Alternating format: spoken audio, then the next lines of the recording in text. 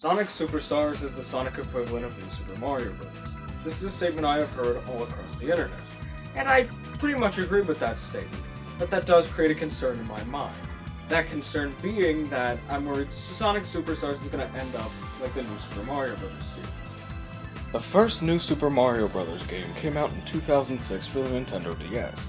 It was a massive success, much like Sonic Superstars seems like it will be. So, Nintendo released New Super Mario Bros. Wii in 2009. It was also a massive success, but it wasn't too much different from the original New Super Mario Bros. Then New Super Mario Bros. 2 came out on the 3DS in 2012, and it sold pretty well.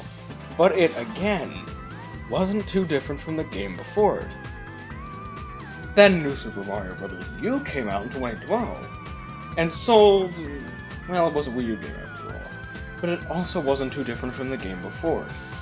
And then they just re-released that game again on the Switch and only added a few features. Again, not too different. See what I'm getting at here? I'm worried that Sega might try to milk the success of Sonic Superstars by releasing a ton of sequels that aren't too different from each other, much like Nintendo did with the New Super Mario Bros. Series. Sega has had a history of going a bit overboard when it comes to classic Sonic. Not to mention they also have a history of reusing classic elements, like Green Hill Zone and Sonic Mania was mostly reused stages. This game also seems like it'll sell well and get good scores, but then again maybe I'm just biased because I'm excited for the game. But people who have played early versions have said it's good so far.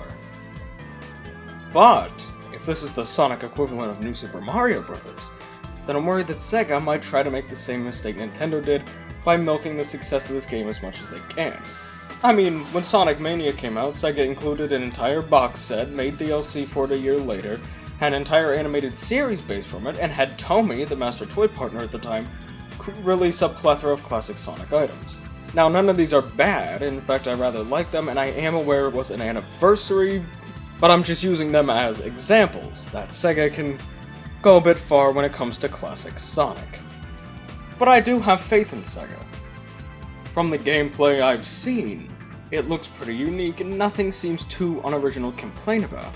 From what I've seen, it has all original levels. It did not reuse Green Hill Zone. I especially noticed this one stage where they turn into 3D versions of their classic sprites and then they turn into squids. This game looks pretty unique and I hope that the originality continues even if Sega wants to make sequels. In summary, Sonic Superstars is the Sonic equivalent of New Super Mario Bros., but that does make me worry that Sega will make the same mistake Nintendo did and milk the game with various unoriginal sequels that are either too similar to Superstars or too similar to other classic games. This game does show promising signs of not having that problem, but I can't guarantee anything for future sequels or subsequent classic Sonic games. Now, I am excited for Superstars' release this fall, and I hope it can deliver in every way, but only time will tell.